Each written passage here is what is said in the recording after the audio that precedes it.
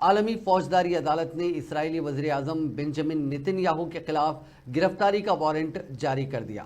Reports کے مطابق اسرائیلی وزیر اعظم پر جنگی جرائم کے ارتکاب کا الزام ہے۔ عالمی فوجداری عدالت نے جنگی جرائم کے ارتکاب کے الزام میں سابق اسرائیلی وزیر دفاع یوآف گیلنٹ کے وارنٹ گرفتاری جاری کی ہے۔ عدالت نے فلسطینی مزاحمتی تنظیم حماس کے عسکری ونگ القسام بریگیڈز کے سربراہ محمد زیف کے خلاف بھی وارنٹ گرفتاری جاری کیا ہے۔ غزہ میں 7 اکتوبر سے اب تک اسرائیلی جارحیت کے نتیجے میں 44,000 سے زائد فلسطینی شہید اور 1,04,000 سے زائد زخمی ہو چکے ہیں۔ شہید ہونے والے فلسطینیوں میں 17,000 سے زائد بچے ہیں۔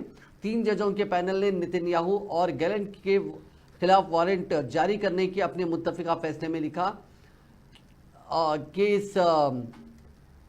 ان دونوں کے لیے اس وارنٹ کو جاری کرنے کے لیے معقول بنیادیں ہیں۔ دونوں افراد نے جان بوجھ کر غزہ کی شہری آبادی کو ان چیزوں سے محروم رکھا جو ان کی بقا کے لیے ناگزیر ہیں۔